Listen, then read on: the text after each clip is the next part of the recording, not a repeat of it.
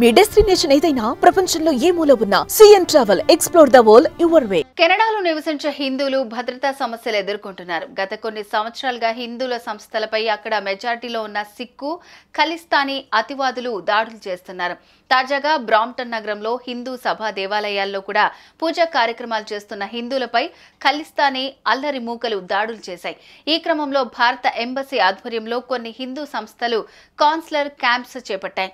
ఈ క్యాంప్స్ పై కూడా కొన్ని అల్లరి మూకలు దాడులు చేయడంతో కెనడా పోలీసులు సరైన భద్రత కల్పించడంలో విఫలమైనట్లు భారత ఎంబసీ ఆరోపణలు చేసింది.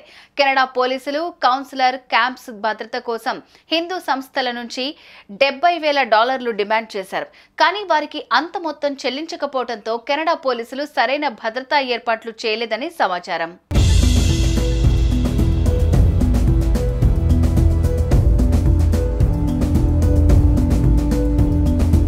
దీంతో భద్రత కల్పించడానికి కెనడా పోలీసులు డబ్బులు డిమాండ్ చేయటం తమ పౌర హక్కులకు భంగం కలిగించడమేనని హిందూ సంస్థలు మండిపడుతున్నాయి. భారత ఎంబసీ చేపట్టే కౌన్సిలర్ క్యాంప్స్ కు అనుమతులు ఇవ్వకూడదని కెనడా పోలీసులపై ఖలిస్తానీ నాయకులు ఒత్తిడి చేస్తున్నారు. కెనడాలోని బ్రాంప్టన్ నగరం త్రివేణి హిందూ దేవాలయం ఆధ్వర్యంలో ఇటీవల ఇండియన్ ఎంబసీ కౌన్సిలర్ క్యాంప్స్ రద్దు అయ్యాయి. ఈ క్యాంప్స్ రద్దయిన 3 రోజుల తర్వాతనే భద్రత కోసం పోలీసులు డబ్బులు డిమాండ్ చేస్తున్న విషయాలు వెలుగులోకి వచ్చాయి. కెనడాలోని ప్రధాన నగరమైన టొరంటోలో November 17 consulate general of India Triveni temple పరిసరాల్లో లైఫ్ సర్టిఫికేట్ ఈవెంట్ నిర్వహించాల్సి ఉండగా కార్యక్రమం సమయంలో హింసాత్మక నిరసనలు జరిగే అవకాశం ఉందని ఈవెంట్ రద్దు చేశారు కెనడా పోలీసులు.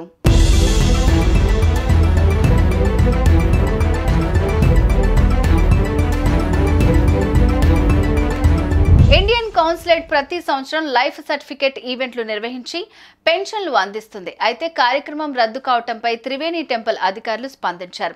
లైఫ్ సర్టిఫికేట్ ఈవెంట్ సమయంలో భారీ స్థాయిలో హింసాత్మక నిరసనలు జరుగుతున్నాయని, ఆ సమయంలో దేవాలయంలో భారీ సంఖ్యలో భక్తులు, సామాన్య ప్రజలకు ప్రాణహాని ప్రమాదం ఉందని హెచ్చరిస్తూ కార్యక్రమాన్ని రద్దు చేయాలని పిల్ రీజనల్ పోలీసులు ఈ కార్యక్రమం రద్దు చేయాలని సూచించారని తెలిపారు. కెనడాలో హిందువులకు కనీసం దేవాలయాల్లో కూడా భద్రత లేకపోవటం బాధాకరమైన విషయమన్నారు. ఈ అంశంపై పిల్ రీజనల్ పోలీస్ అధికారులను సంప్రదించి ప్రజలకు భద్రత హామీ ఇవ్వాలని కోరగా పోలీసుల నుంచి ఎటువంటి స్పందన రాలేదని చెప్పారు.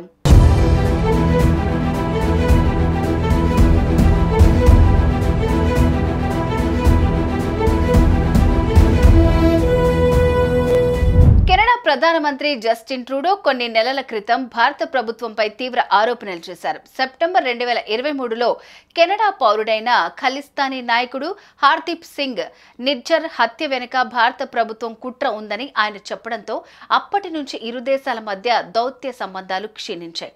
అయితే కెనడా ప్రధాని ఆధారాలు లేకుండా కేవలం ఆరోపణలు చేస్తున్నారని భారత ప్రభుత్వం మండిపడింది. తర్వాత ఇండియాకు చెందిన అంబాసిడర్లను కెనడా ప్రభుత్వం తిరిగి పంపించేసింది. ఈ వ్యవహారం ఇంకెంత ముదురుతుందోనని కెనడాలోని భారతీయులు, హిందువులు ఆందోళన చెందుతున్నారు.